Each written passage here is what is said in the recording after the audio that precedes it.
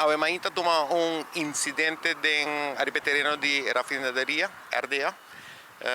Cammino un'esplosione a lugar. Nella prima istanza, Branto era attende, chegando nel sito,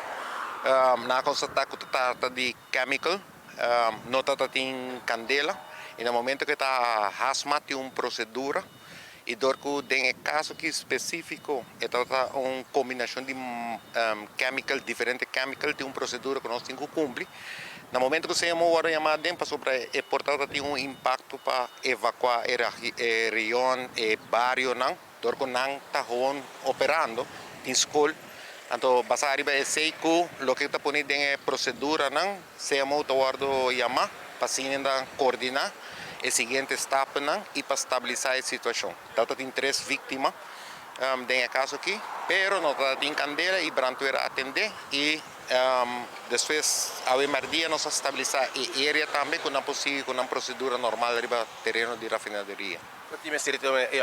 evacuação do barrio ou tudo coisa que era normal? No, negativo. No momento que o Branto era chega e nana e a para me informação de qual tipo de chemical estava involucrado, não estava necessário para evacuar o barrio, por si é procedura para atender que a vítima e informar o hospital, que tudo isso é uma coordenação multidisciplinária que o caminho que se muita coordenar para informar o partner e depois para estabilizar a zona de impacto também para chamar DOI para bem que de caso que está santo não está mais usa água conforme que estava uma combinação de diferentes chemicals e a procedura também que nós não mais usa água para não sair reação que está aí suceder depois de pero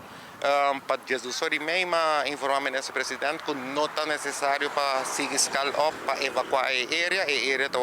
declarada livre e para ir back na ordem van de dag. A raffinaderia, in zijn safety procedure, tem uma procedura, por isso aqui tem uma raffinaderia que será, mas aquela chemicals, que tem procedura para, se você vai fazer um escoma, tem procedura para borrar clearance, para você identificar que chemical e qual não mais de mix com o outro.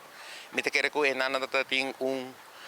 fallo administrativo de não vai atender com chemical diferente e não está na altura de que tipo de chemical e a ocasionar a explosão que segundo me tem nessa baneta mas que a escuta é explosão a área está basta formal e impacto pero essa aqui não está lesson de safety caminho com a nossa boca para tem procedura não vai manter na procedura no momento que o deixa de cumprir com uma procedura que normal você estudar e avaliar o risco, ainda o contratista inconscientemente a mesclar algum químico que não está mais de mescla com outro e a questionar essa aqui, a questionar 3 vítimas que nós desejamos recuperação muito pronto,